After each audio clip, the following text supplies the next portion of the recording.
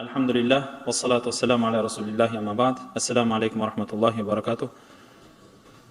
Кеше мен уағызда бір сахаба кісінің есімінен айта алмай тоқтап қалған едім ғой, есіме түспеді. Ол кісінің есімі сол Хариса ибн Нуъман әл-Хазражи әл-Ансари сахаба кісі. Ол кісінің мен сол есімінде аздап жаңылыстым. Сол ол кісінің аты Хариса ибн Нуъман деген кісі екен. Бүгінгі бауырлар бір қозғап кететін мәселе ол Құран мәселесі. Құран оқымайтын мұсылман жоқ қой, негізі. Негізі Құран оқымайтын намазхан адам жоқ. Ең оқитын көп сүреңіз қандай сүре? Фатиха ма? Жоқ, Ясинді көп оқисыз ба? Фатиха, бәрекелді. Дұрыс айтасыздар бауырлар, Фатиха сүресі. Енді оның аудармасында көп оқығансыздар, аудармасында білесіздер көпшілігіңіз. Бірақ бауырымыз айтқанда Ясин сүресінде бір әсем аят келеді. Бұл Құран лиюнзира ман кана хайяу ва яхиққал қаулу алал кафирин деген әдемі бір аят бар. Мына бір Құран бұл тірі болған адамдарды ескерту үшін келген зат дейді. Біз өлілерімізге оқимыз. Одан мақсат сол оқыған Құраннан сауап алып, сол дүниеден өткендерге бағыштау мақсатында. Соларға қайырлы дұға қылу мақсатында еді. Ал негізі Құран-ы Карим оның ішіндегі айтылған сөздердің барлығы сізбен бізге амал үшін, сізбен бізге соған жараса іс-әрекет жасауымыз үшін келген нәрсе. Енді күніге Фатиха сүресін оқисыз. Бірақ әлбетте адам болғаннан кейін сол Фатиха сүресін ешқандай көңіл тоқтатпай, мағынасына қарамай оқып кетеміз. Бір жерде де әлхамдыны оқы десе оқи саламыз, оның түбіне бойлап жетпейміз. Мысал айтайық, сізге бір кісі, сізді жақсы көретін бір кісі хат жазса, өте сыйлы адам болса, бір кісі келіп қолыңызға беріп кетті да, мынау ана пәленше деген кісінің хаты деді. Сол хатты алып, болды, Құда қаласа деп қалтаңызға сала саласыз ба? Сөйтіп ары қарай жұмысыңызды жасай бересіз ба? Айтыңызшы. Жоқ. Ана жерде не болса да соны ашып оқисыз. Егер де сол кісі өте қадірлі адам болса, онда одан да қатты асығып оқисыз. Енді қарапайым, мысалы бір ауылда болсаңыз, сол ауылдың директоры, председателі ма, директор ма, кім болады, енді ауылдың әкімі сізге хат жазса. Ауыл емес, ауданның әкімі ше? Қаланың әкімі ше? Жоқ, жарайды. Сізге облыс әкімінен бір кісі келіп хат беріп кетсе қолыңызға. Облыс әкім емес, президенттен хат беріп кетсе ше қолыңызға. Қоя тұрайық енді деп қалтаңызды сап қойып тыныш жүресіз ба? Жоқ. Сол жерде бүкіл жұмысыңызды тоқтатып, бірінші соны оқисыз. Бауырлар, сіз бен бізге бүкіл әлемнің патшасы. Сіз бен бізді жоқ қылған, жоқтан бар қылған. Сіз бен бізді жоқтан бар қылған. Бүкіл әлемді бол деген бір ауыз сөзбен болдырған. Ұлы, аса мейірімді, құдіретіне шек жоқ, сондай ұлы зат хат жазса, Алла тағала хат жазса, соны оқымаймыз. Сол хатты оқымаймыз. Оған ойланып бойламаймыз. Бізге Алла тағала Раббым не дегісі келген екен? Бір ауыз сөз болса, мысалы сізге бір адам хат жазса, сол бір ауыз сөзді түсіну үшін өзіңіз түсінбесеңіз түсінетін адамға барасыз ғой. Мұнда не дегісі келді, айтыңыздаршы маған. Бұл маңызды маған, маңызды деп қояр да қоймай іздейтін едіңіз соның аударатын адамды. Жоқ, араб тілін білмейміз ғой, дейміз де оқымай қоя саламыз. Немесе арабшасынан оқыса құрмет те қылмаймыз. Мұнда имамдар Құран оқиды. Намаз біткен соң. Сол Құран оқып отқанда кейбір адамдарға қарайсыз. Үстін қағып отырады. Немесе аяқ киімін киіп жатады. Менің Раббымның сөзі оқылып жатыр деп, біреу өзінің құл екендігін сол жерде білдірмейді. Құл екендігін. Имам Малик рахматулла алейх хадис жаттайды. Әдетінше пайғамбарымыз саллаллаху алейхи вассаламның мешітінде раудада отырып алып хадис айтады екен, қыблаға қарап отырып. Сол жерде егер бір адам қимылдаса, пайғамбардың алдында отырғандай отырмадың деп шығарып жібереді екен хадисті. Мен пайғамбарымыздың хадисін айтамын деп арнайы әдемі киімін киіп, әтір жағып, дәрет алып кеп отырады. Сөйтіп пайғамбарымыздың хадисін бірме-бір айтады екен. Егер кім сол жерде денесін қасып, жан жағына алаңдап отырса, шығарып жібереді дейді.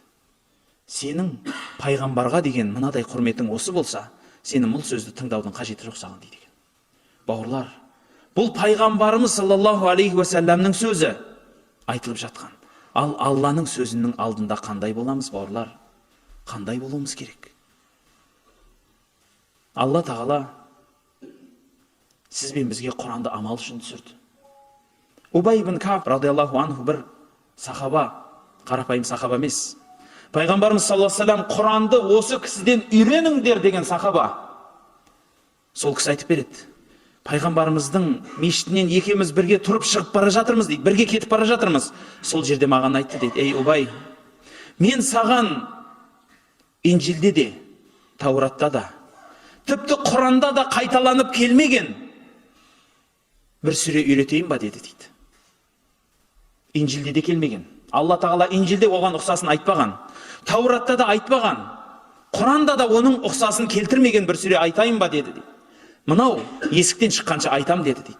Сөйтіп соның маңыздылығын айтып бара жатып есікке тақалдық дейді. Сонда мен пайғамбарымыз шығып кетпесе екен деп жанына барып: я Расулалла, осы есіктен шықпай жатып айтатын едіңіз ғой, сол сүренің аты қандай сүре дегенде, бұл сүренің аты Фатиха депті.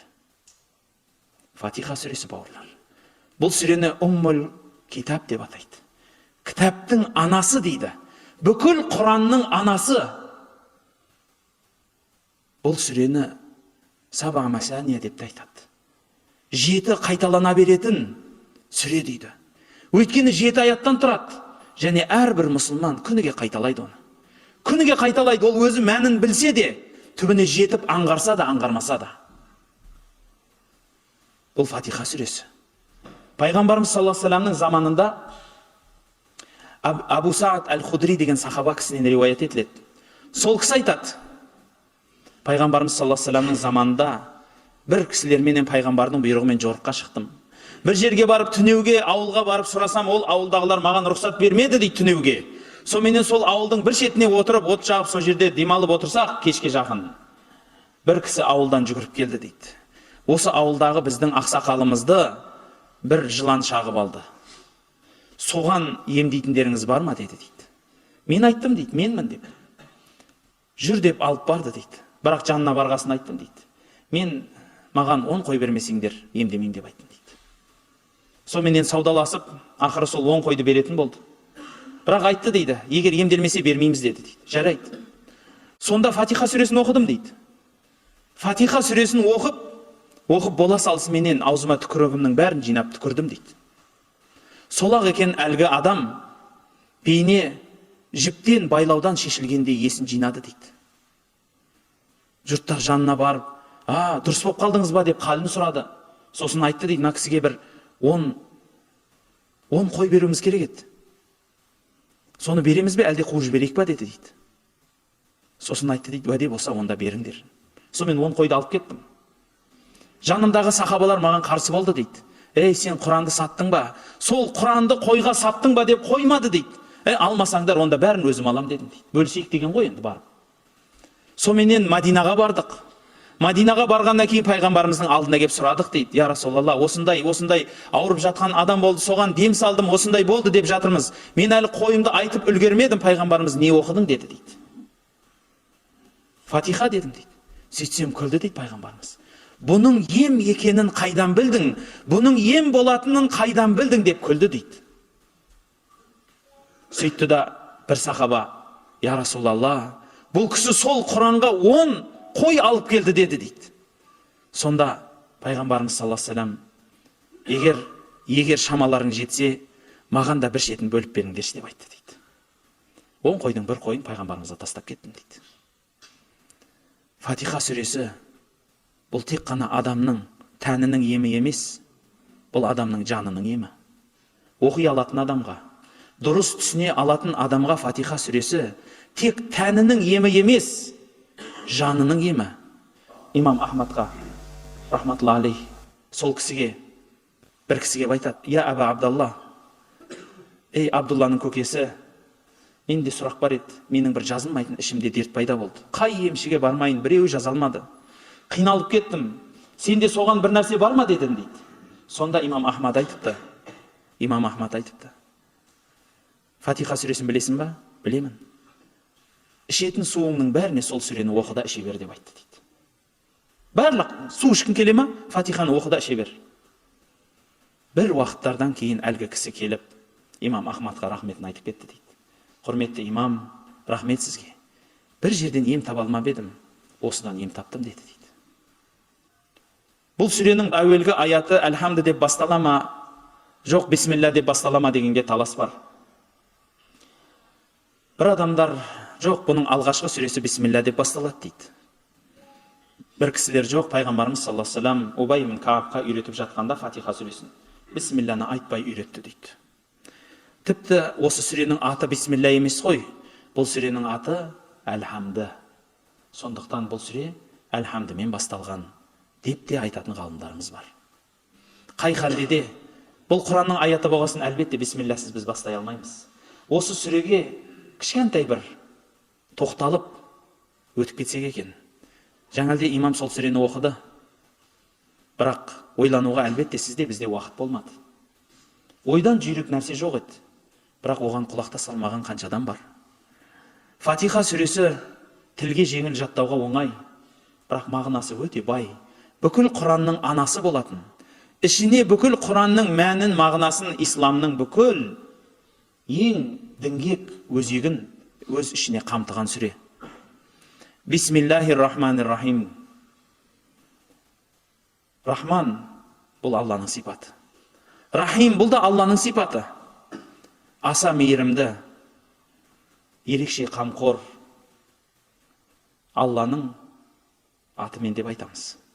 Бірақ бисмилля деген сөзде көп адамдар аударғанда соны бастаймын деген сөз бар бұл жерде. Со бисмилля деген сөз бастаймын, ниет қыламын деген мағынаны айтады. Алланың есіміменен бастаймын деп айтылады деп аударады. Бірақ бұл жердеше бисмиллахи деген сөзде етістік көрінбей тұр. Алланың атымен деп келген сөз бе сөз. Сол етістік көрінбей тұр, бірақ сол қай етістік екен, соған ғалымдар таласыпты. Енді әлбетте бастаймын деген сөзді айтқан ғалымдар бар, бірақ білесіз ба, мен сіздерге одан да бір әсемдеу мағына бергім келеді осы жерге. Бастаймын емес, бәлки әбдау емес, усахибу десе жақсы шығар. Яғни Алланың есімін осыған серік етемін деген. Осы бір іске Алланың ісін серік етемін. Алланың ісімен болады осы ісім. Алланың есімі қорған болады дейді. Біздің қазақта біреу қорықса не дейді? Бисмилля дейді. Байқайсыз ба? Бисмилля дегенде сонда бисмилля Алланың есімімен бастаймын дей ме? Қорқып бастай ма сонда? Жоқ. Бисмилля дегеннен ақ ол Алладан пана тілеп тұрғанын байқайсыз. Яғни осы сөзіммен Алланың есімін маған осы жерде жаныма жалау етемін. Жаныма дос етіп, жаныма жақын етемін дегені. Алланың есімімен. Алланың есімімен барлық нәрсе басталады. Мұсылман адам қайда болса да бұл есімді тастамайды. Әрбір жақсылық жасағанда, үйге кіргенде, киімін шешкенде, киімін кигенде, әрбір жақсылықты бастағанда осы сөзбен бастайды. Бұл сүренің аты әлхамды дедік. Ендеше осы сүреге оралайық. Әлхамдулиллахи раббил аламин. Бүкіл әлемнің Раббысы болған Аллаға мақтау болсын дейміз. Әлхамды сөзі мақтау сөз. Мақтау. Білесіз ба? Адам алейхиссаламға Алла тағала рух үрлейді. Рух үрлеп денесіне жан кірген кезінде түшкіреді. Сөйтіп ең бірінші айтқан сөзі адамның әлхамды болды. Түшкіреді де әлхамдулиллах деп айтады. Ең бірінші адам атамыздың айтқан сөзі әлхамдулиллах. Пайғамбарымыз саллаллаху алейхи ва саллям айтады: Әлхамдулиллахи тамлаул мизан. Әлхамдулиллах деген сөз таразыны толтырады дейді. Қай таразы? Ана саудагердің таразысы ма базардағы? Жоқ. Қияметтегі Алланың есеп таразысы толады. Ойлаңызшы, таразыңыз толады. Қияметте менің таразым толсын деген қанша жан болады? Бір кішкентай амалға зар боламыз. Құранның бір аяттарында айтады. Бір кішкентайда зәредей де амал жақсы болса соны көресің. Зәредей бір жаман амал болса соны көресің дейді. Сонда адамдар мұқтаж болады екен. Қияметте таразыңыз тұрған кезінде бір кішкентайда бір жақсылық анаған түссе жеңе бастайсыз таразыға. Ал сол таразының екінші жағына кішкентайда бір жамандық түссе жеңіле бастайсыз.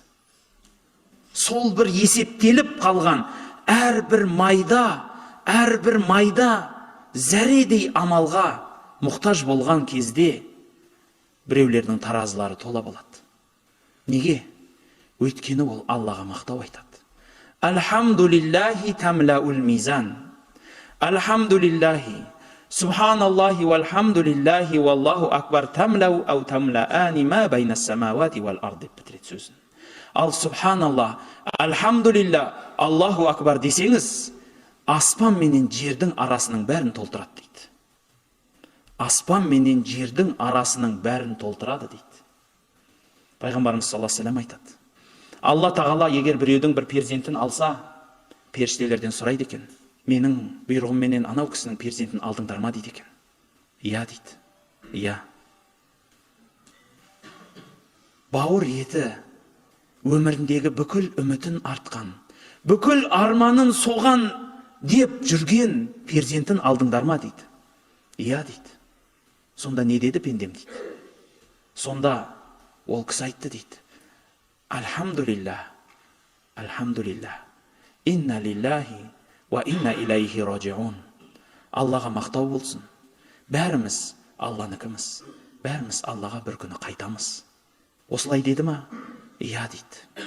Ондай болса, сол пендеме осы айтқан сөз үшін жәннатта үй тұрғызыңдар. Үй тұрғызыңдар.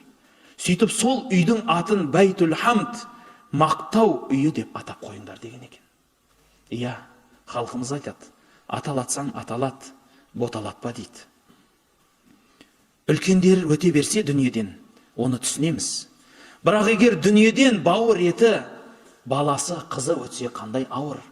Сол ауыртпашылықты көтеріп, алхамдулилlah, е Аллахым өзіңе шүкір, сен алдың, сен бердің, десе үлкен нәрсе болады. Білесіз ба? Пайғамбарымыз саллаллаху алейхи ва саллямның заманында бір сахаба пайғамбарымызбен соғысқа кетпекші болады. Бірақ үйінде баласы ауырып жатыр екен, қатты ыстығы көтеріліп. Пайғамбардың жанына ергісі кеп тұр, бірақ ана баласының жанына отыру керек. Сол бір сәтте әйелі даналығын қараңыз. Анау жігіттің көзінен отты көреді. Сондай ұлы пайғамбардың жанына сұхбат болғысы келгенін көреді. Сөйтіп күйеуіне айтады: сен бара бер, уайымдама. Бала ұйықтады ғой, тынышталып қалды ғой. Аллаға тапсыр да кете бер дейді. Содан сол жұбату сөзін естігеннен пайғамбардың жанына қосылып жорыққа шығып кетеді. Жорықтан оралады. Оралса баласы жатыр. Ұйықтап жатыр. Жанына келіп бетінен сүйін десе, әйелі жолатпайды. Осы қазір ғана ұйықтады, тиме дейді. Тиме. Осы қазір тыныштанды. Деп алдына ас қояды. Алдына су қояды. Ас суды ішіп, баласының ұйықтағанын көріп, өзінің шаршауын басып, көңілі көтеріліп, демалады. Демалып тұрғасын әйел айтады: саған бір сұрақ қояйын деп едім. Иә. Егер Алла тағала рұқсат берсе, бір діни мәселе бол дейді. Иә. Бір кісі екінші біреуден аманат алса, бір затты. Сөйтіп, сол кісі егесі қайтадан маған сол алған затыңды берші деп сұраса, қалай беру керек дейді. Сөйтсе қуанып беру керек, рахметін айтып беру керек дейді. Онда әйел айтады: саған Алла тағала аманатқа берген ұлыңды алды дейді. Құдайға рахметіңді айтып бер дейді. Даналықты қарасаңызшы әйелдің, көңіл айтуды қараңыз. Әлгі кісі көтере алмай кетеді бұны, бірақ адам ғой. Қиналғаннан пайғамбардың алдына барады. Я Расулалла, мынау қандай адам? Мен кімнің қызын алдым? Мынау қандай адам? Ұлым өліп жатыр. Әйелім маған әлхамдулилля деп мақтау айт деп жатыр депті. Сонда пайғамбарымыз саллаллаху алейхи ва саллям айтқан хадис қой. Алла тағала кімде кімнің перзентін алса, соған ол: ей Аллахым, өзіңе шүкір, сен бердің, сен алдың, бәріміз саған қайтамыз дейтін болса, Алла тағала періштелерге бұйырады екен: ей халайық, мына кісіге жәннаттан үй тұрғызыңдар. Жәннаттан үй тұрғызыңдар. Сөйтіп үйдің сыртына мақтау айтқан үй деп жазып қойыңдар дейді. Бауырлар, әлхамдулилля, бұл Алланы мақтау. Алланы бүкіл жүрген жерде мақтаймыз. Білесіз ба? Адам өліп тірілгенде де Алланы мақтайды. Ұйықтаймыз. Ұйықтағаннан таңертең тұрған кезінде бір риуаяттардағы айтылған сөзі: Аллаға мақтау болсын, мені аман есен қылғанында деп тұрады. Білесіз ба? Тіпті дәретханаға шығып келгеннен кейін де сондай риуаят бар. Аллаға мақтау болсын, менен зияндықты кетіріп, маған денімнің саулығын бергеніне деген дұға бар. Алхамдулиллахиллади ахраджа аннил ада ва афани дейді. Менен жамандықты шығарып, маған денсаулық бергеніне Аллаға мақтау болсын дейді. Иә, сіздің, біздің нәжесіміз ол ауырлық. Ол адамда жүрсе, әлбетте ауру да, сырқау да алып келеді. Соның шыққанына мақтау айтады адам. Мынау бір елде деп айта қояйыншы. Негізі мынау Стамбулда бір белгілі бір мешіт бар. Әулие кісінің атында. Лалелі деген район бар. Сол жерде сол мешіт бар. Негізі сол мешіттің тарихын былай деп айтады халықта: бір әулие кісі болған екен. Балаларға сабақ береді. Адамдарға жақсылықты көрсетеді. Содан ана балаларын сабақ беріп жатқан адамдарды бір мешітке алып келіп сабақ бергісі келеді. Сөйтсе сол ауылдың сұлтаны мешітті өзіне салып, басқа адамдарды кіргізбей қояды. Мешіт салады, бірақ тек қана байлар кіреді. Тек қана өзіне жақындар кіреді екен, басқалар кірмейді екен оған. Бұл менің мешітім дейді екен. Сонда алдына кіріп әлгі кісі рұқсат сұрайды. Рұқсат болса, бұл мешітті бізге беріңіз. Қараймыз, ас суына, ыстық суығына қараймыз. Балалар оқытамыз, тәлім береміз, ғибадат қыламыз десе, жоқ депті. Сонда әлгі адам кетіп бара жатыр. Негізі неге бермейсіз десе, мен сұлтанмын, мен патшамын, өзім білем не істейтінімді деген екен.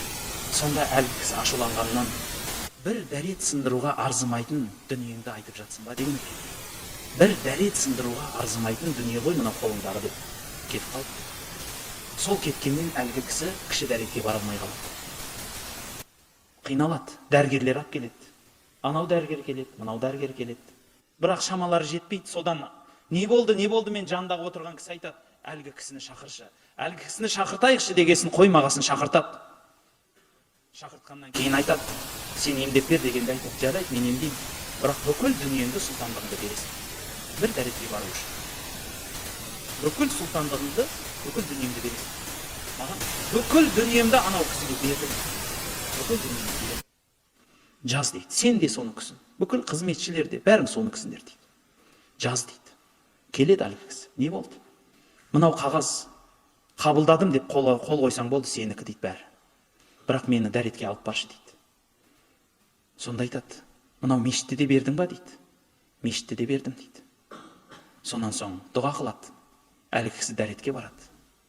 Дәретінен келіп үйлеріне, зәулім сарайларына қарап басын салбыратып кетіп бара жатқанда тоқтатып шақырады: келіңіз бері. Мынау қағазыңыз өзіңізге дейді. Маған мешітті берсеңіз болды.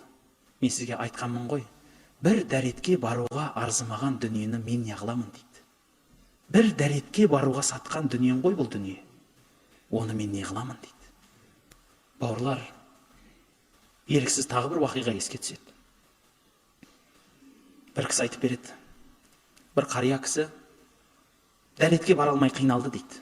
Содан балалары жанында тұр дейді.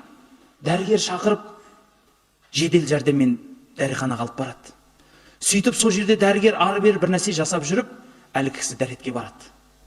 Содан қуанғаннан балалары әлгі дәрігерге бүкіл ақтық жақсы сөздерін айтып жатыр ғой. Рахмет сізге дәрігер, қолыңыз алтын екен, сондай жақсы кісі екенсіз деп, әйтеуір риза болыңыз деп қалтасына ақша да салып жатыр, уәде де беріп жатыр, біреу телефонын жазып беріп жатыр. Қандай қызмет керек болса мына телефонға соғыңыз, күндіз түні звондай беріңіз, мен сіздің телефоныңызды қабылдаймын деп.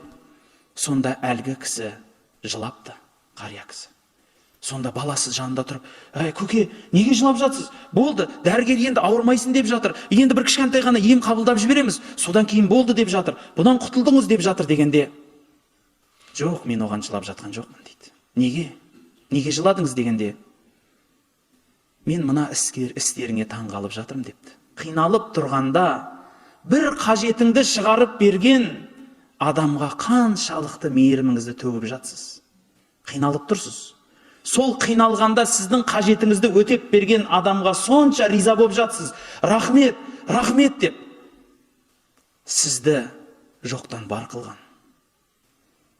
Әке менен бала берген. Аға менен іні берген. Әпке менен қарындас берген. Көз менен құлақ берген. Мал менен жан берген. Бүкіл жақсылықты барыңызды төгіп берген. Күніге әлі де беретін Аллаға бастарыңды бір имедіңдер ғой деп жылап жатырмын деген екен. Ойласаңыз, көп адамдар бар. Иә, басын Аллаға иіп, маңдайын бір сәжде қоюға күші жетпей жүрген адамдар қанша. Ол намаздың мақсаты көп емес. Намаздың мақсатын пайғамбарымыз саллаллаху алейхи ва саллям былай түсіндіреді. Түнгі намаз оқиды екен ол кісі. Түнде тұрып намаз оқығанда аяқтары ісіп кетеді екен. Сол ісіп кетсе де қызы келіп аяқтарын уқалап, әкежан, айналайын әкешім, намазды демалып оқысаңызшы, өзіңізді аясаңызшы дейді екен. Ақыры Құраннан аят түседі. Фатх сүресінде, сенің әуелгі жасағанда, енді бұдан кейін де жасаған бүкіл қателіктеріңді кешірдім деп. Сонда қыз айтады, әке, Алла тағала саған бүкіл күнәңді кешірдім деді ғой. Енді демалып намаз оқышы дегенде, қызым, мен шүкір айтушылардан сонда болмағаным ба деген екен. Яғни Алла маған жәннатты бердім деп уәде етсе, мен соған рахмет те айта алмаған пенде болам ба депті. Намаз дегені бұл, бауырлар. Аллаға әйтеуір осы күнге шейін жеткізгеніңе рахмет деген сөз ол. Сіздің пенделік айтқан рахметіңіз. Басыңызды иіп, маңдайыңызды сәждеге қойып, Раббым, бүкіл барлық біліп білмегенде, үлкенде кішіде барлық нығметтеріңе шүкір деген сөз. Әлхамдулиллахи Раббил аламин. Бүкіл әлемнің Раббысы дейді. Сол затқа мақтау. Әлем дегенде біздің қазақ тілінде басқа тілден айырмашылығы, әлем деген сөз бізде жеке болғанменен көп сөзді аңғартатын мағынаны береді. Басқа тілдер бұны әлемдер деп айтатын еді. Біздің қазақ тілінде әлемдер деген сөз жоқ. Әлемдер деген сөз жоқ. Бүкіл әлемдерді қазақ жинайды да әлем дейді. Өйткені көпті аңғартады. Мен бұрын таңғалатынмын. Әлем дегенде Алла тағала қанша әлемді айтқан екен деп. Ана жұлдыздарда адамдар бар ма екен? Сояқта да бір өмір сүретіндер бар ма? Қандай әлемдер бар екен? Жарайды енді, періштелер әлемі, жындар әлемі, адамдар әлемі, сол үшеуі ғана ма екен деп ойлайтынмын. Сөйтсем, адамдардың ішінде қанша әлем бар екен ғой, білмеппін соны. Білесіздер ма? Дәрігерлердің өзінің ішінде бір әлем. Дәрігерлер дейсіз ба? Жүрегім дейтін дәрігерлердің өзінің әлемі бар. Тісем дейтіндердің өзінің әлемі бар. Ол әлемге басқа біреу кірсе түсінбейді ол жерді. Техника мамандарының өзінің бір әлемі бар. Техника дейсіз ба? Техниканың ішіндегі бүкіл саласының әрқайсының өзінің әлемі бар. Біреу электриканы зерттесе, оның бөлек әлемі. Біреу физиканы зерттесе, оның әлемі бөлек. Біреу химияны зерттесе, оның әлемі бөлек. Бірінің әлемі бірі ұқпайды. Басқа әлемнің адамы бір жерге кірсе, сол жерде адасып жүреді. Пайғамбарымыз сол үшін айтады. Егер бір елдің қияметін көргің келсе, сол елге жат адамды алып кеп патша қыл дейді. Сол елдің мәнін, мағынасын, тұрмысын, дәстүрін түсінбейтін адам бір жерге барып басшы болса, сол жерді күйретеді. 90 жылдар дәлел ғой. бір жігіттер әйтеуір үйтіп бүйтіп ақша табады, сөйтіп завод сатып алады. Ол кісі негізі мектепте 8 жыл оқыған, қалған бәрін коридорда жүрген жігіттер. Бірақ әйтеуір Құдайдың маңдайына салғанмен завод сатып алады. Техниканы түсінбеген адам заводты не қылады? Дұрыс па? Мысалы, анау Крылов деген орыста бір зиялы кісі бар. Сол кісінің анау мысалы еске түседі, бір маймыл көзілдірік тауып алған сияқты. Маймылға көзілдіріктің не керегі бар? Дәл сол сияқты ол заводты сатып алады. Ақыры олай істеп көреді, бұлай істеп көреді. Болмағасын ішіндегі бүкіл анау-мынауын сатып, саудагер ғой, не істейді? Соның бәрін сатып күн көреді. Өтірік деңізші, осындай қанша заводтар бар Қазақстанда. Сол күйі тұрмасқа, қайтып орнына орналасуға, аяққа тұра алмайтын болып күйреген заводтар бар. Қанша өнеркәсіп орындары осындай болды. Неге? Өйткені ол жерге өзінің егесі келген жоқ. Өзінің маманы келген жоқ. Дәл сол сияқты бауырлар, біздің өмір сүріп жүрген мынау адамдардың ішінде қанша әлем бар. Сол әлемнің біреуі мынау намазхандар әлемі. Намаз оқымайтындар бұны түсінбейді. Намаз оқымайтындар бұл әлемді түсінбейді, дәмін білмейді, сырттан ғана әңгіме айтады. Өйткені ол басқа әлемнің адамы. Басқа әлемнің адамы.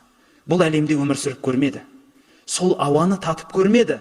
Сол нәрді дәмін татып денесіне сіңдіріп көрмеді.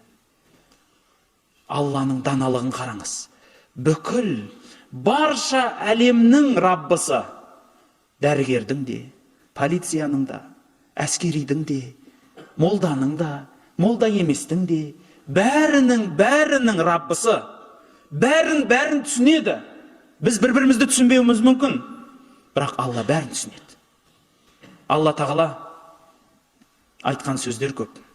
Пайғамбарымыз саллаллаху алейхи ва салламның хадисінде Алланың бір сөзін былай жеткізеді сізбен бізге. Хадис құдсия деп атайды. Халайық, сендердің әуелгілерің, ақырғыларың, жындарың, адамдарың, барлығың бір төбеге жиналып, Аллахым, біз саған кәпір болдық десеңдер, Алланың бір мүлкі де қисайып қалмайды дейді. Бір жер кеміп қалмайды.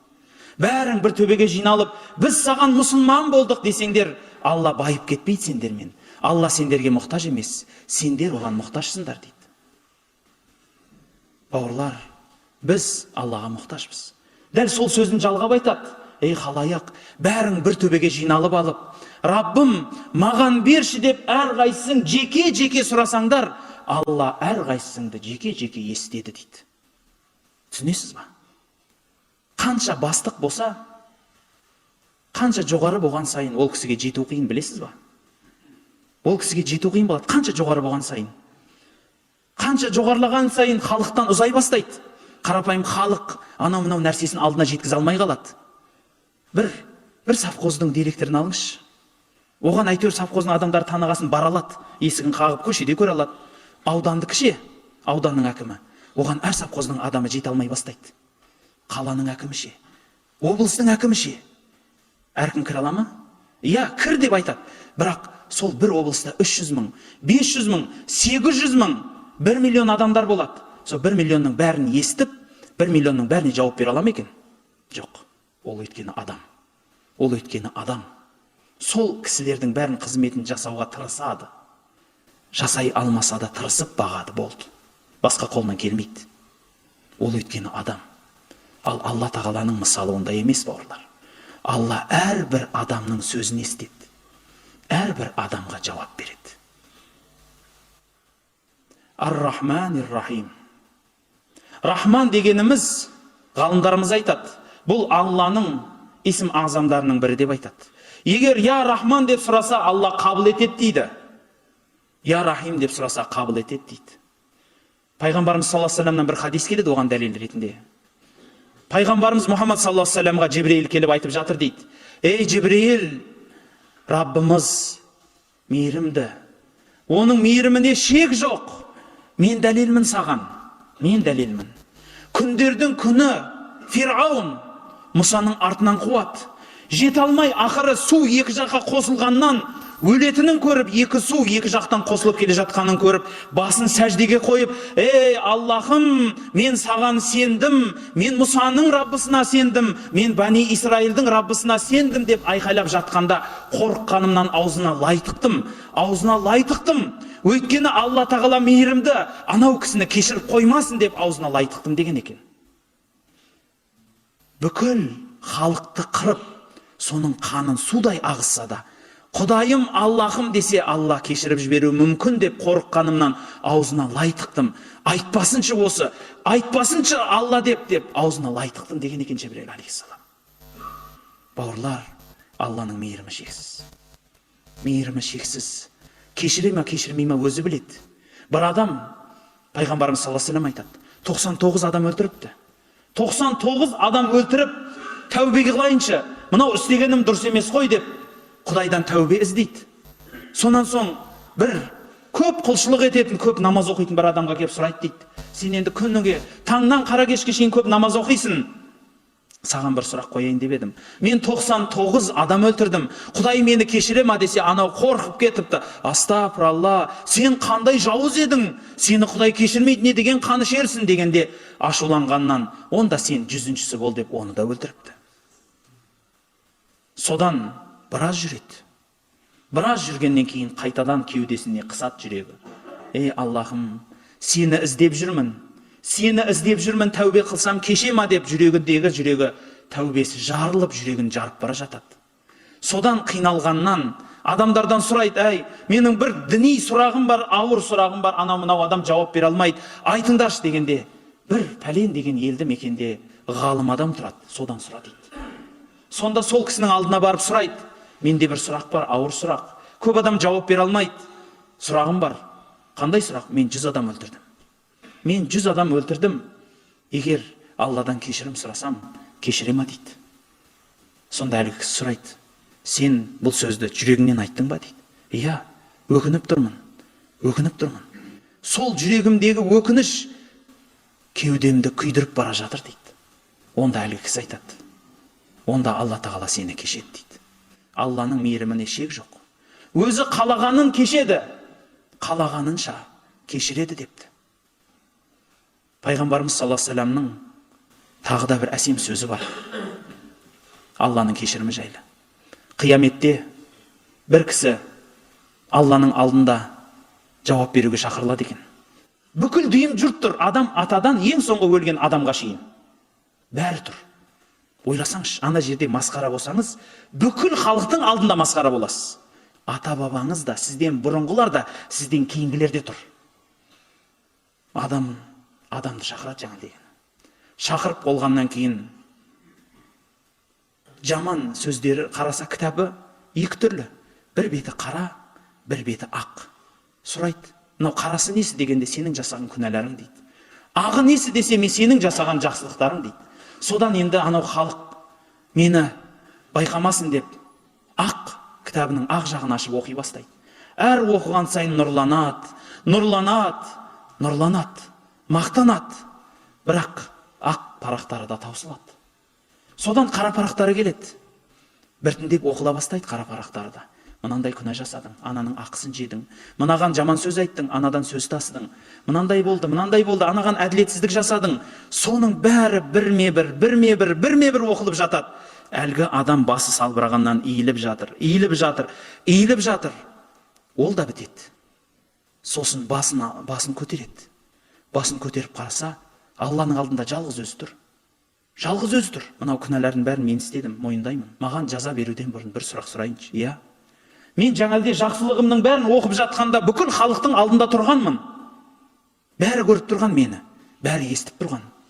Енді жамандықтарымды оқылып жатқанда байқасам, жалғыз өзім тұрмын алдыңда. Бұл неге депті.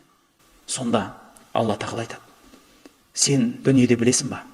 Не жасасаң да жамандығыңды көрсетпейтін едің, жасыратын едің, қорқатын едің депті. Сонда айтады, я Аллахым, мен жасырдым, бүкіл жамандығымды жасырдым. Ешкімге мақтанып айтқан жоқпын. Ой, ана пәленше екеміз кезінде пәлен деген қыздарға бардық. Түгенше екеміз шіркін арақты былайда іштік. Немесе анау пәленшелермен бірге ана жерден ұрлық жасадық, керемет байдық. Олай айтқан жоқпын. Ол күнә екенін білдім, жасырдым дейді. Не күнә жасасам да сенен қорықтым дейді. Сонда Алла тағала айтады, сол қорыққаның үшін, мені танығаның үшін, Бүкіл күнәңді кешірдім дейді. Бүкіл күнәңді кешірдім дейді. Сонда дейді, бір жаршы тұрып, бүкіл халайыққа жар салады дейді. Уа халайық, пәленшенің ұлы пәленше жәннатқа бара жатыр дейді екен. Жәннатқа бара жатыр. Не деген қуанышты хабар десеңізші. Не деген көп адамның армандайтын қуанышты хабар. Пайғамбарымыз саллаллаху алейхи ва саллям айтады. Бір күні бір адам дүние салады. Сол өлерінен бұрын жан кеудесіне қысылып бара жатқанда балаларына өтініш қылыпты. Айналайын балаларым, менен бір өтініш. Мен өлгеннен кейін менің денемді отқа жағып, күл қылып, күлдің бір шетін тауға, бір шетін бауға, бір шетін суға шашып тастаңдаршы дейді.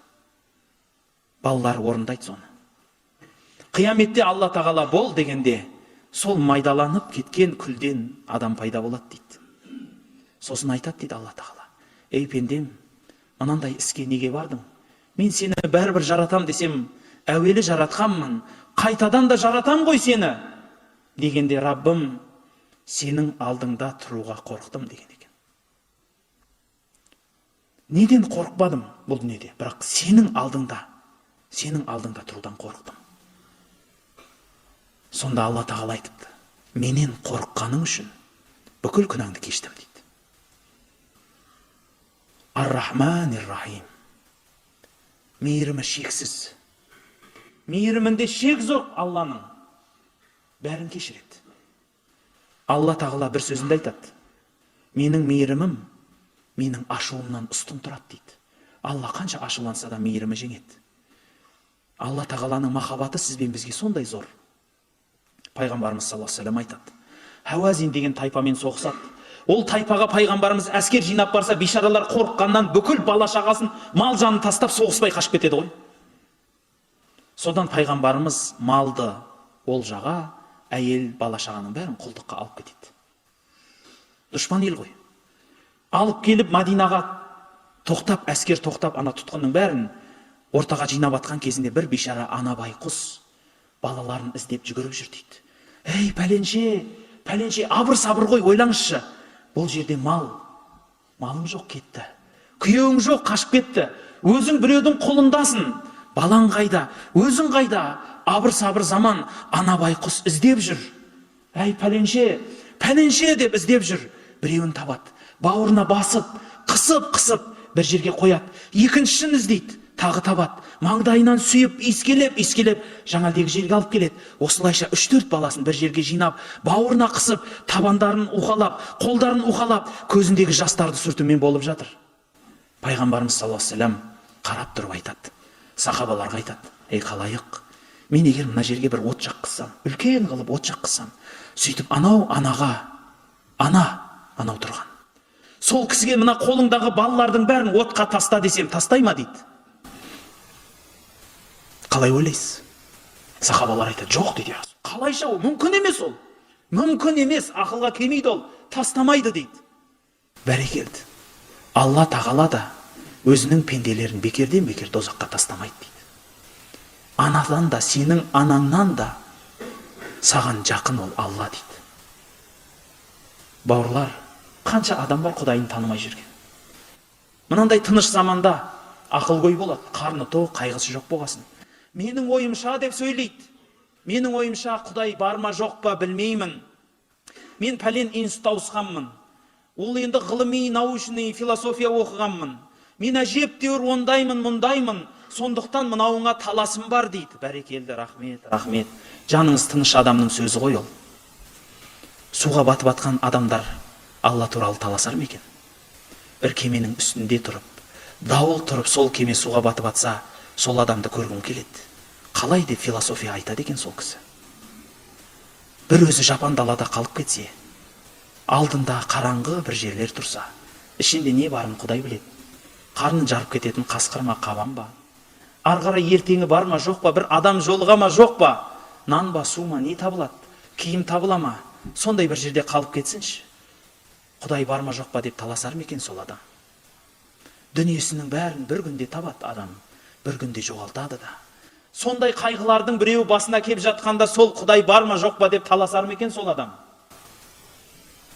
Бауырлар, қарны тоқ, қайғысы жоқ, аздырар адам баласын дейді Абай атамыз.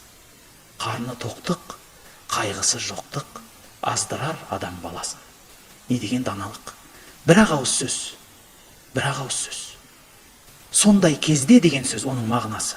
Қарның тоқ болса, қайғың жоқ болса, Құдайыңды ұмытпа деген сөз ол. Өйткені ұмытсаң, азасың, тозасың. Бүкіл әлемнің Раббысы болған, мейірімінде шек жоқ болған Ар-Рахман Ар-Рахим дегеніміз осы болады Раббымыз. Малики яумиддин. Малики яумиддин. Қиямет күнінің патшасы, егесі дейді. Қиямет күнін Алла Тағала көптеп суреттейді Құранда. Өте көп суреттейді. Әл-хаққату мәл-хаққа деп айтады. Шын ақиқат келе жатыр алдарыңызда дейді. Бір сөзінде «Иза вақаатил вақиа» дейді. Сол уақиға анық бір болатын кез болады дейді. Бір сөзінде «Әл-қариату мәл-қариа» дейді. Есікті қағып тұрғанын кім екенін білесің ба, сенің есігіңнің қағып тұрғанын дейді. Ол қиямет дейді. Қияметтің жақындығы сонша, есігіңізді қағып тұр дейді. Қағып тұр. Ашу ғана қалды. Сол қияметте, бауырлар, мен деген патшалар, мен деген батырлар, ұлы пайғамбарлар, шыншылдар, ғалымдар, тіпті періштелер бастарын иіп, күніміз не болады деп тұрғанда, Алла Тағала сол күні қалағанын кешіреді. Қалағанын өсіреді, қалағанын өшіреді. Қиямет күнінің егесі, бауырлар. Ол оңай сипат емес. Қиямет күнінің патшасы. Білесіздер ма? Пайғамбарымыз саллаллаху алейхи ва саллям айтады. Қиямет қайым, заман ақыр болғанда Алла Тағала жер бетіндегі бүкіл тіршілікті тоқтатады дейді. Күнде тоқтайды айналудан, айда тоқтайды. Бұрқылдаған ыстықтан теңіз қайнап таусылады. Таулар мақта сияқты түтіліп кетеді дейді Құранда.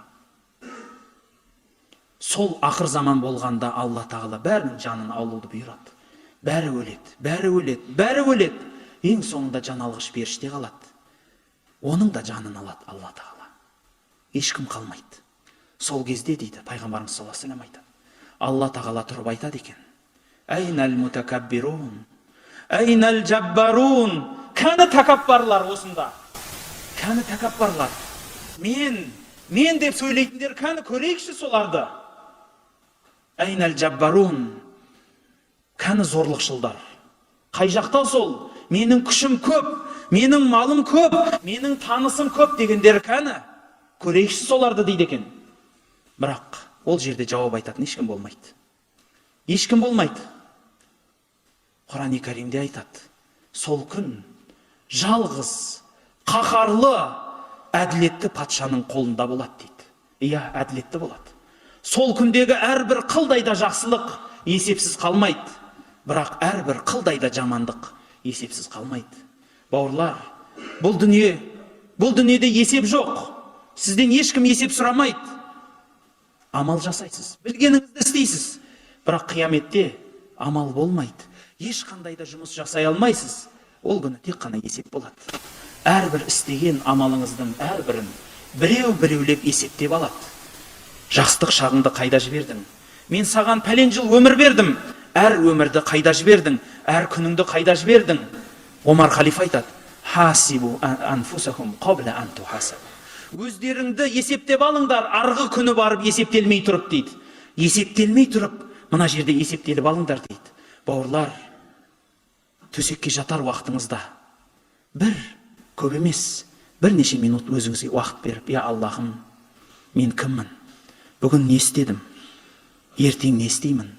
Деп, бір күніңіз болса бір күнге, аптасына бір күн болса да, бір аптаңызға болса да есеп беріңіз. Мен қайда келдім? Не істеп жатырмын? Енді қайда бара жатырмын? Енді не істейін? Осы есебінің бәрін дұрыс болған адам ертең дұрыс болады. Осы есебінің бәрі бұрыс болған адам ертең бұрыс болады. Бауырлар, Құран-ы Кәримде Алла Тағала осындай ұлы сүрені түсірді. Әлбетте бұның бәрін айтуға уақыттар шама жеткенше түртіп өте қысқа айтып жатқанның өзі осынша уақыт. Әлі жартысына енді келіп жатырмыз. Бауырлар, Пайғамбарымыз саллаллаху алейхи ва саллям айтады, Фатиха сүресін бір адам оқыса, былай деп жауап айтады екен Алла тағала: Алхамдулиллахи роббил аламин десе. Бұл Сахих Муслимда келеді. Осы Фатиха сүресінің Алхамдыдан басталатынына дәлел. Өйткені біреулер айтады, Фатиха сүресінің алғашқы аяты бисмилля деп. Жоқ, Сахих Муслимда келген. Фатиха сүресінің ең біріншісі Алхамды екендігіне. Өйткені осы сүре туралы Алла тағаланың сөзін келтіріп айтады. Егер бір пендесі Алла тағалаға Алхамдулиллахи роббил аламин десе, Алла тағала жауап айтады екен: мені пендем мақтады дейді екен. Ар-Рахманир Рахим десе, мені пендем ұлылады дейді екен. Малики яумиддин десе, пендем маған басын иді дейді екен. Ияка на'буду ва ияка настаин десе, саған ғана құлшылық етеміз, саған ғана сүйенеміз десе, бұл пендеммен екеуміздің арамыздағы нәрсе дейді екен. Ихдинас сиратал мустақим. Бізді тура жолға баста десе, Раббым өз жайлы айтты. Сұрағаным берем дейді екен. Сұрағаным берем. Сол үшін біздің қазақта біреуден бата сұрау деген сөз бар, дұрыс па? Бата. Бата деген сөз қайдан шыққан, нені береді ол? Білесіз ба? Бата дегені арабтың фатиха деген сөзі ол. Біздің қазекең ф деп айтпайды, соны б деген. Фатиха емес, бата бола салған сол. Неге екенін білесіз ба? Фатиха дегені бұл дұға. Егер бір кісі келіп сізге маған бата беріңіз десе, қолыңызды жайып Фатиха сүресін оқып берсеңіз, сол жетерлі болады.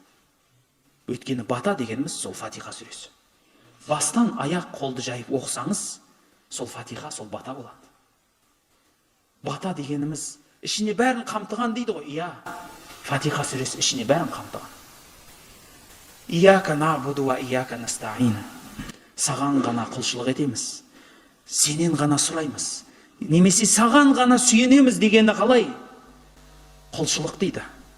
Білесіз ба, құлшылық деген ол намаз емес тек қана, ол ораза емес тек қана, ол бүкіл жасаған амалыңызды Алла үшін деп жасасаңыз, соның бәрі құлшылық болады. Бүкіл тіршілік бұл құлшылық, бауырлар. Өйткені адам бұл дүниеге құл болу үшін келді.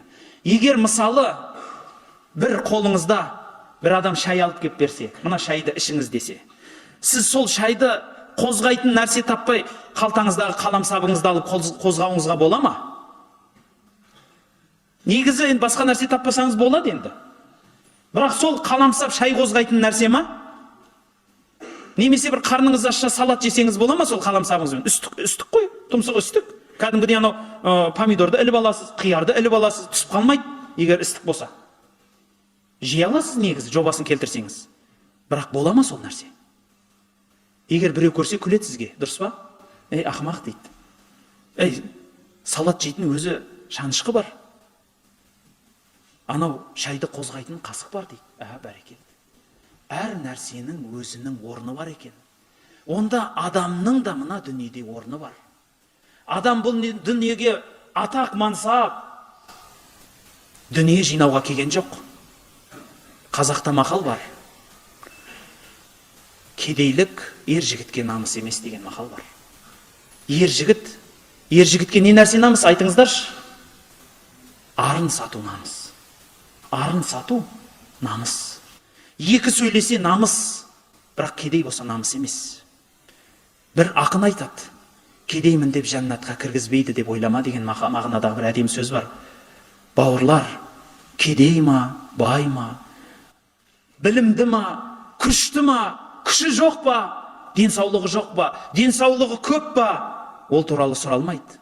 Бірінші орында сол адам өзінің дүниеде орнын тапты ма, соны сұрайды. Абай атамыздың сөзі бар. Сен де бір кірпіш дүниеге кетігін тапта бар қалан дейді. Мынау дүниеге сен бір кірпішсің. Сол кірпіш өзінің орнын таппаса, ана жерде әншейін жатқан мусор болады ол. Қандай мықты кірпіш болса да. Көп адам оны тура мағынада түсінеді.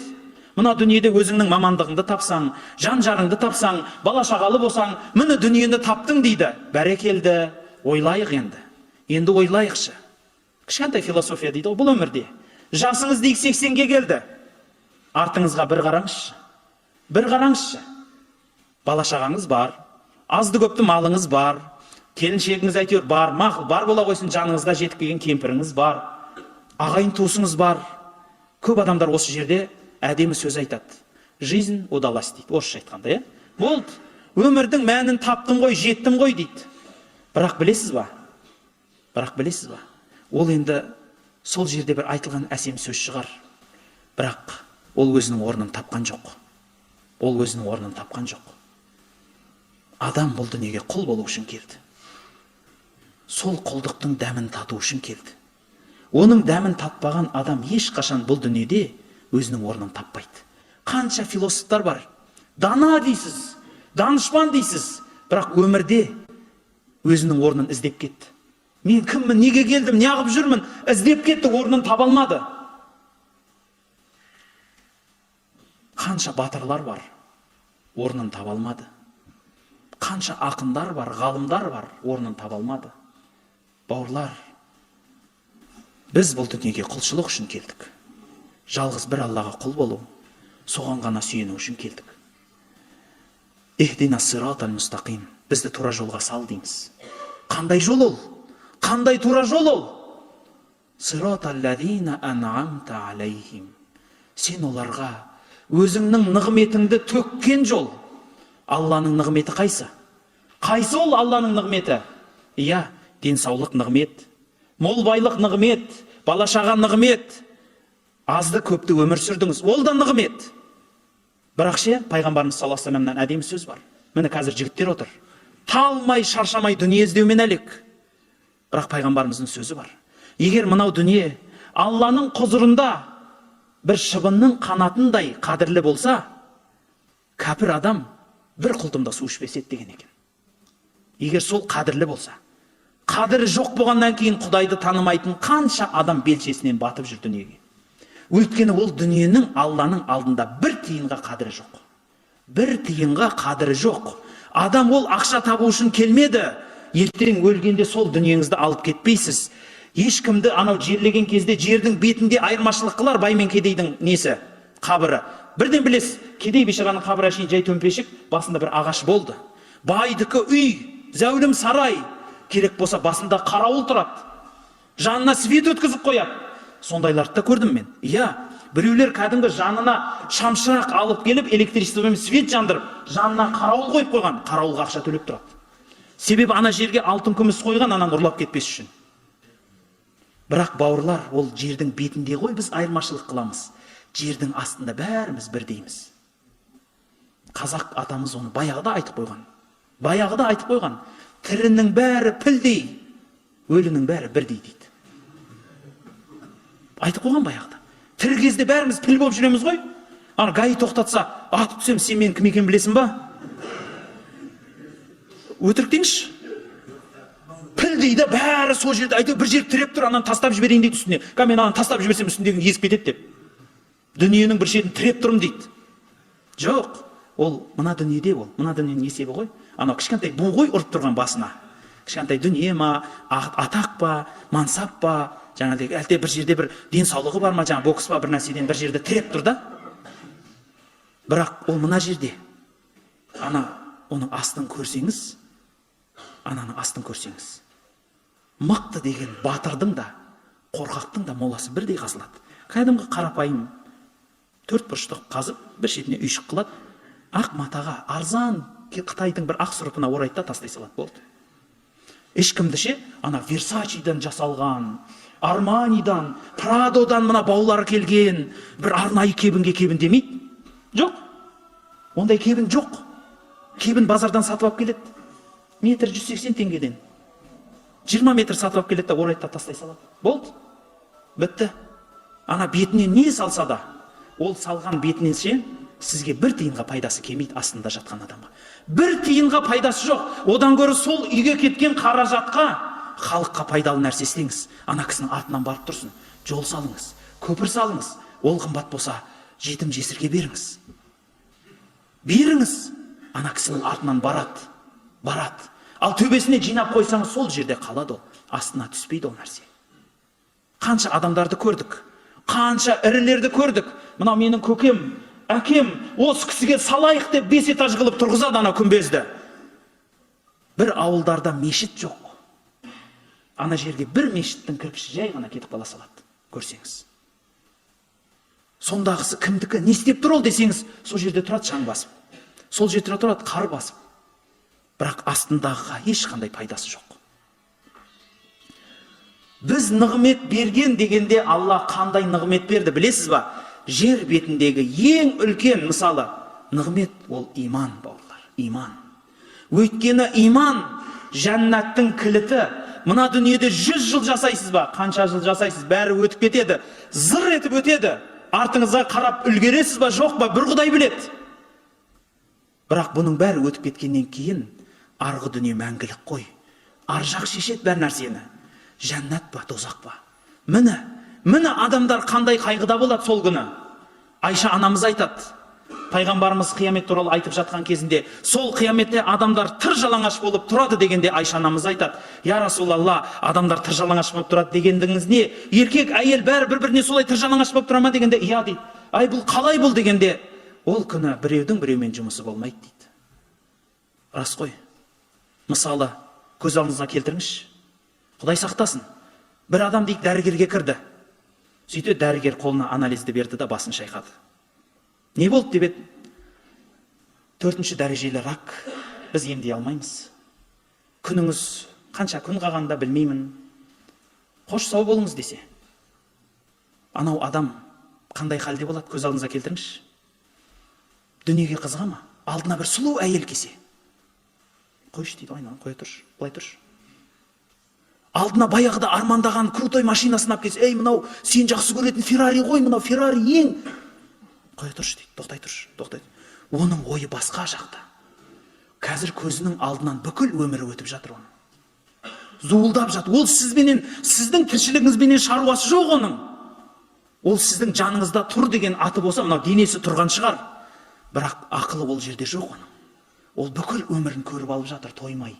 Анау ше, не істедім, қайтемін, қалай? Ойлаңызшы. Адамның алдына жан алатын періште көрінсе, көзіңізге көрінсе, сөйтіп кеттік десе, қолыңда кел, болды, уақытың бітті енді, жүр десе, сол адам не дейді? Тоқтай тұр, ана жерде бильярд соғып атыр едім, ана жерде бір шарымды соғып алайын дей ма? Жоқ. Әдемі бір тамақ жеп отыр едім, соны тауысып алайын дей ма? Жоқ. Күшті сериал көріп жатыр едім, анау қалай бітетінін көрейінші деп едім? Жоқ. Бәрі жоқ. Ол айтатын еді. Я Аллахым, саған бір рет болса да сәжде қылайшы. Мына басымды бір рет болса да тигізейінші деп алар еді. Өйткені сол басын тигізуменен сәждеге оның бүкіл күнәсі төгіліп түседі. Анадан жаңа туылғандай болады. Сол кезді аңсайды. Сол жерді іздейді. Нығмет бергендердің жолы дегені бұл имандылардың жолы деген сөз, бауырлар. Имандылардың жолы. Ол жол ауыр жол. Ол жол тола қиыншылық жол. Жабрейіл алейхиссалам, енді көп сөз жібергеніме кешірім сұраймын. Жабрейіл алейхиссаламға Алла тағала айтады. Ей Жабрейіл, мен жәннатты жараттым, көрші дейді. Мен дозақты жараттым, көрші дейді. Екеуін де көрші дейді. Екеуін көріп шығады. Не ойладың дегенде айтады. Ей Аллахым, сенің дозағыңа ешкім кірмейді. Сенің жәннатыңа бәрі кіргісі келеді, шыққысы келмейді дейді. Сонда Алла тағала айтыпты. Ондай болса мен жәннаттың жолын кілең қиыншылыққа толтырам. Дозақтың жолын кілең рахатқа толтырам депті. Сөйтіп толтырып қойғаннан кейін енді көрші дейді.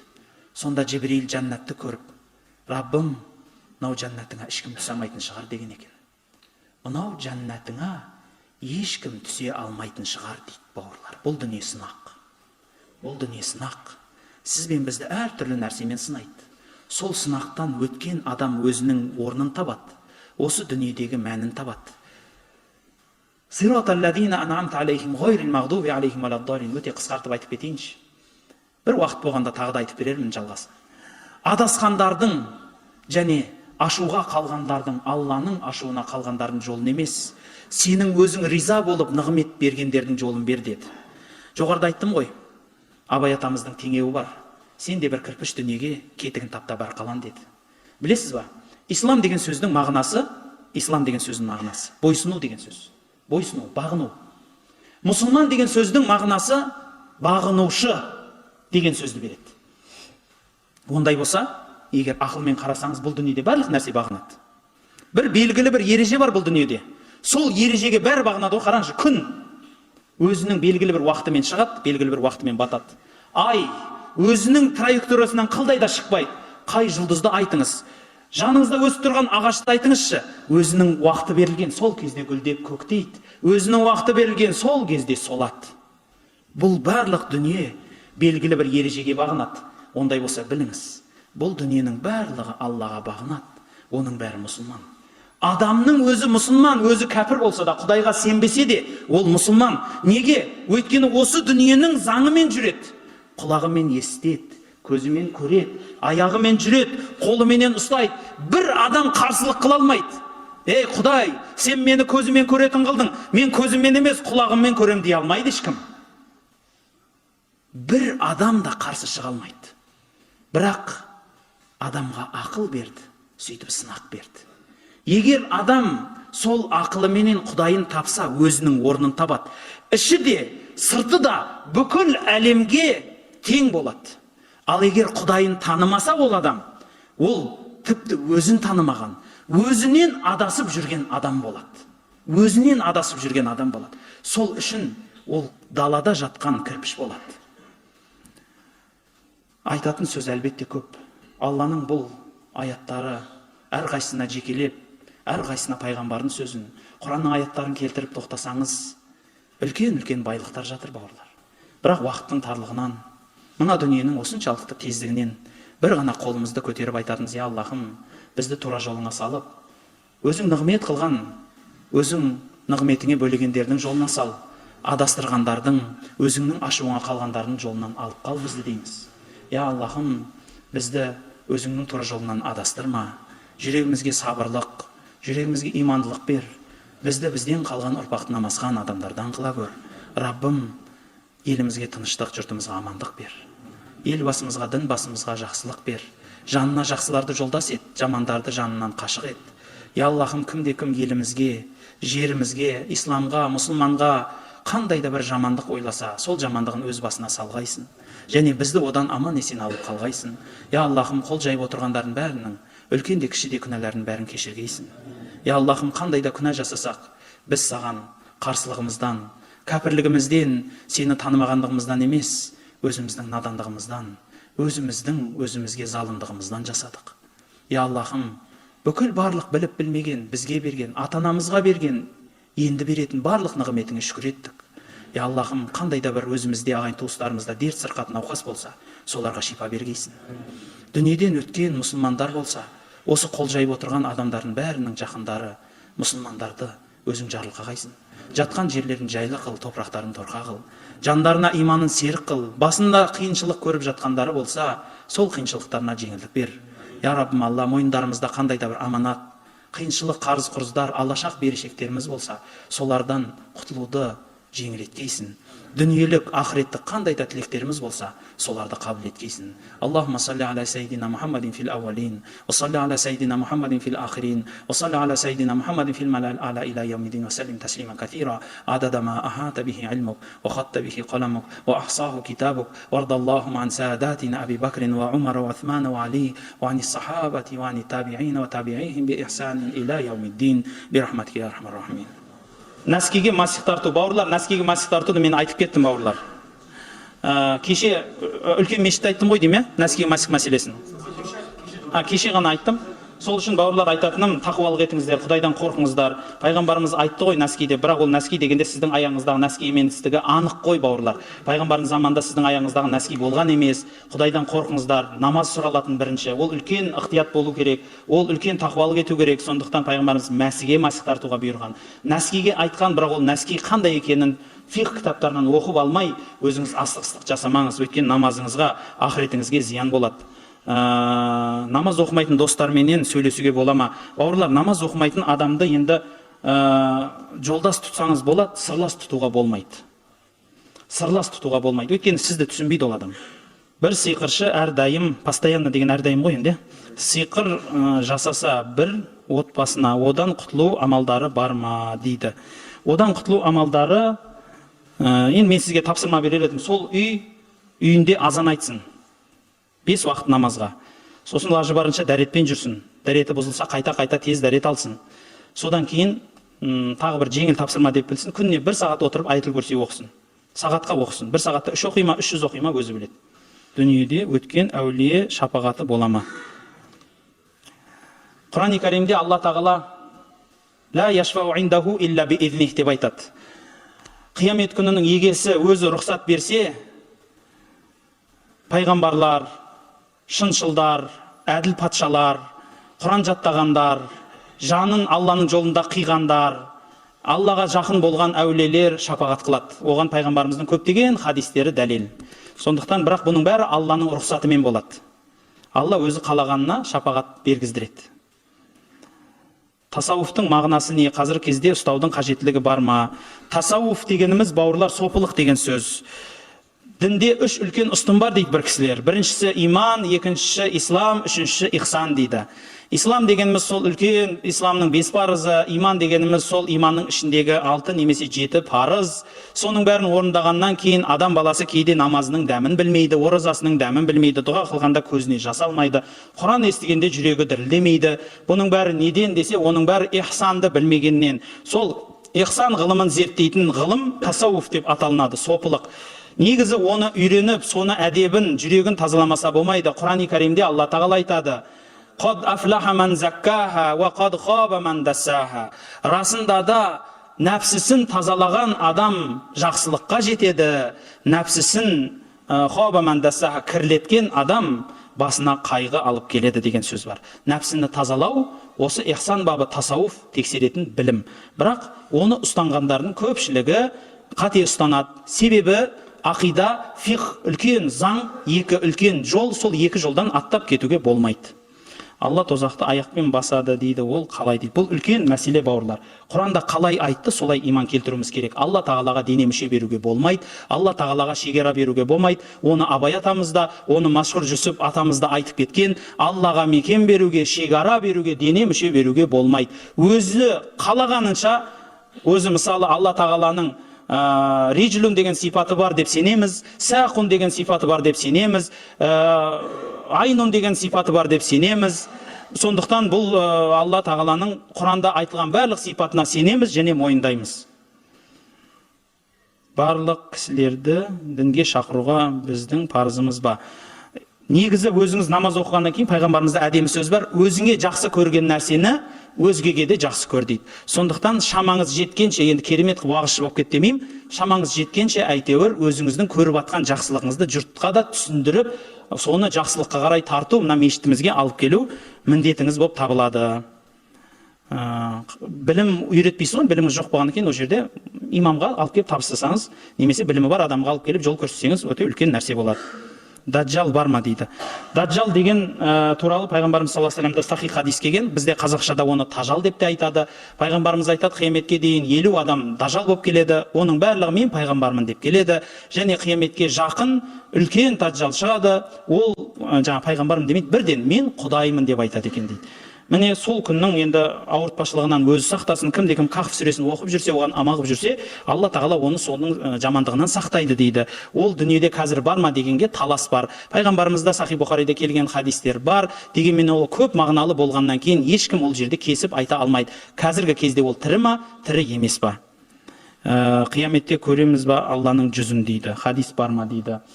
Пайғамбарымыз саллаллаху алейхи вассаламда әлбетте хадис бар. Жаңағыдегі Алланың сұхбатында болатынымызға бірнеше хадистер бар. Құран-ы Кәримде әдемі аят бар: «Саламун қаулам мин раббир рахим» деген аят бар.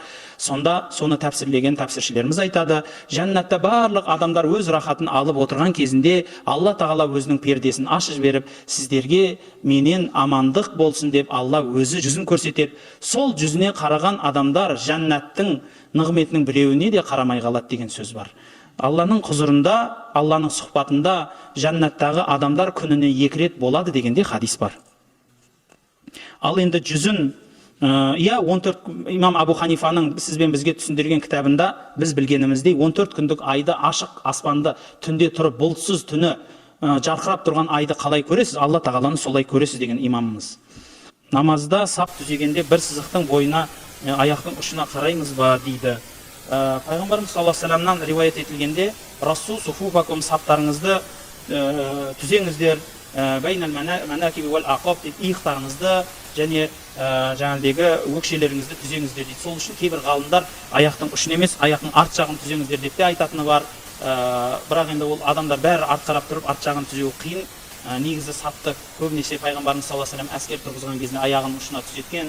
Пайғамбарымыздың өзінің амалдарына қарағанда да адамдарды аяғының ұшына қарай түзеткендігі бар. Осы хадистерге қарай біздің білетініміз сол аяқтың ұшына қарай түзеледі деп айтылады. Негізі ол жаңағыдегі пайғамбарымыз саллаллаху алейхи вассаламның сап түзеуінің өте маңыздылығы зор.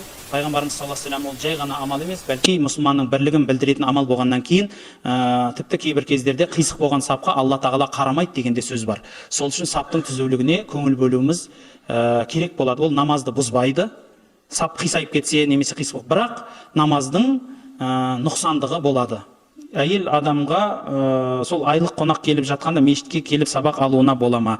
Ғұсыл құйынбаған адам және сол етек кір келген немесе бала босанғаннан кейін келген жаңағыдегі қонағы бар адамдар мешітке кіре алмайды.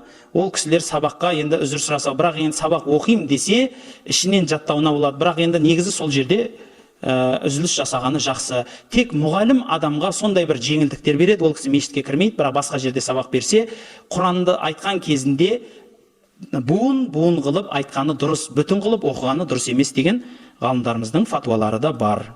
Қонаққа барғанда тамаққа күмән болса не істеу керек дейді. Күмән емес нәрсені жеңіз. Су бар, шай бар, басқа бар. Ал егер алдын ала күмәнданып қойсаңыз, мүлде бармаңыз. Намаз қалдырып кеткен адам діннен шыға ма? Намазды қалдыру мәселесі өте үлкен. Егер бір адам шынымен ақ намазды парыз емес, мен мойындамаймын, бұл болмағыр нәрсе, немесе Мұхаммедтің астағфирулла ойлап тауып алған нәрсесі дейтін болса, ол анық діннен шығады, ол мұсылман болмайды. Оны мұсылман деп атамаймыз, оған жаназа өтпейді, оған ешқандай Құранда еш нәрседе жұқпайды. Бірақ егер намазды мойындаймын, бар, иә, дегенменен енді мен жалқаумын десе, жалқау екіге бөлінеді. Егер бірде оқып, бірде оқи алмай, солай енді бір күннің намазын ақсатып жүрген жалқау болса, ол кісіге негізі зәжір, яғни бір кішкентай жазалар қолданып, сәл енді әдептілік сақтауға бұйырылады. Немесе қарапайым айтқан кезінде ол кісі бәрібір мұсылман ғой. Негізі бірақ ол кісіге көп уағыз айтылып, бірақ ол кісі діннен шықты деген сөз айтылмайды. Ал егер жалқау адам әрдайым намазын тастап қоятын адам болатын болса, оған күмән бар. Ғалымдарымыз оның жүрегінде кәпірлік бар дегенде сөздер келтіреді. Сондықтан сол күпірліктен таза болу үшін адам баласы, мұсылман адам намаз оқу керек. Мысалы, бір адам шофер болса, мен шофермін деп, бірақ ешқандай машина айдамаса, оның шофер екенін қайдан білесіз? Сол сияқты бір адам мен мұсылманмын десе, ол адам намаз оқып, ораза тұтқаны абзал болады. Бірақ біз намаз оқымағанды кәпір деп айтпаймыз. Өйткені оның ішінде қандай себептер бар, не бар, қалай бар білмейміз. Пайғамбарымыз саллаллаху алейхи вассаламда мутаватир хадис бар. Ол хадисте Пайғамбарымыз саллаллаху алейхи вассалам айтады, кімде-кімнің ақырғы сөзі ла илляха иллаллах Мұхаммад расулуллах сол жәннатқа кіреді дейді. Мүмкін ол күндердің күні жәннатқа кіретін амал жасар деген үмітпенен ол кісіге жеңілдікпен, жұмсақтықпен қараймыз. Пайғамбарымыз саллаллаху алейхи вассаламға келген көп жаңағыдегі тәлімдер бар. Сол тәлімнің біреуі Мұса пайғамбарды Фирғауынға, кәпірдің патшасына жіберіп атқан кезінде, сондай залым патшаға жіберіп тұрған кезінде де қулу лаху қаулан лайина деген бұйрық бар. Оған жұмсақ сөз айтыңдар деген бұйрығы бар. Сондықтан тіпті кәпірдің, залымның өзіне жұмсақ айтқанда, біз күнәһар адамға міндетті түрде жұмсақ сөзді, жұмсақ мінезді болып, оны жақсылыққа тартуымыз міндет болады. Суға батып кеткен кісінің жағдайы қалай болады және әке-шешесіне не айта аласыз? Енді әке-шешесіне көңіл айту өте ұзақ болар деп ойлаймын. Бірақ менің оның үкімі шариғаттағы суға батып кетіп денесі табылса, оған екі үкім. Біріншісі, егер денесі бұзылып кетпеген болса, жаназа шығады. Егер дене ісініп бұзылып кеткен болса, жаназа шықпайды. Сол күйі, мысалы, енді бір кебінге оралып, сол о кісіні жерлейміз. Содан кейін, сол жерлегеннен кейін әйтеуір садақа беріп, басқалай әйтеуір сол кісінің жеңілдігін берсін деп бір қандай да жақсы амалдар жасасаңыз болады. Ал бірақ егер ол кісінің денесі табылмаса, кейбір білгіш молдалар сияқты адамдардың бәрін жинап барып судың басына барып жаназа оқылмайды. бәлки дене табылмағаннан кейін оны күтіледі, анық табылмай соғуға кеткендігін анықтап іздейді, оған қарина керек, мүмкін киімі табылар, мүмкін қайығы табылар, мүмкін басқасы табылып дәлелменен анық осы судан шыққан жоқ, ол кісі осы ішінде қалды деген дәлел болса, дене табылмағаннан кейін Ханафи мазхабында ғайып жаназа намазы оқылмайды. Бәлки жақсы қайырлы дұға қылады. Жаназа намазы ол дұға, оның ешқандай нәрсесі жоқ. Біреулер дәлел айтуы мүмкін. Пайғамбарымыз саллаллаху алейхи вассалам міне Наджашиға, Негус, Эфиопияның Негусы патшасы өлген кезінде ғайып жаназа оқыды ғой. Неге біз енді өзі денесі жоқ болса да сыртынан ғайып жаназа оқымаймыз десе, ол пайғамбарымыз бұрын жасаған амалы. Кейін жасаған амалдарын қарасаңыз, мысалы Ухуд соғысы, басқа соғыстарда көзінің алдында өлгендерге жаназа оқыды, ал басқа жерлерде қайтыс болған сахабаларға, басқа жерде жаназасын оқи алмаған дәрежеде бір жерлерде қайтпай қалған кісілерге ол кісі артынан тұрып жаназа оқымады. Сондықтан ғайып жаназасы оқылмайтындығына пайғамбарымыздың кейінгі амалы дәлел болады. Жаназа намазы оқылмай жерленген мәйітті жаназасы оқылама. Оғанда үкім бар. Ол кісінің денесі егер бұзылып кеткен болса, ісініп, тафассаха бөлініп кеткен жағдай болатын болса, оған жаназа шықпайды. Ал егер жақын арада осы әлі бір салқын жерлерде жерленіп денесі бұзылмады деген анық дәлел болатын болса, қазып алу міндет емес, басына барып оқысаңыз да болады. Қазып алып оқысаңыз да екеуі де хал жағдайыңызға қарай болады. Жаназаны тура қабірстанда оқи бересіз. Қабірстанда жаназадан басқа намаз оқылмайды, пайғамбарымыз саллаллаху алейхи вассаламның сөзіне қарай. Сондықтан тек ал жаназа оқылатын себебі, жаназа ол аты намаз болғанменен оның заты не? Дұға. Ол жерде ешкім руку қылмайды, ешкім сәжде қылмайды, бұл дұға. Сондықтан жаназа намазы қабірстанда да оқыла береді. Түсінікті шығар. Субханакаллахумма ва бихамдика, астағфирука ва атубу илейк. Рахмет тыңдағандарыңызға.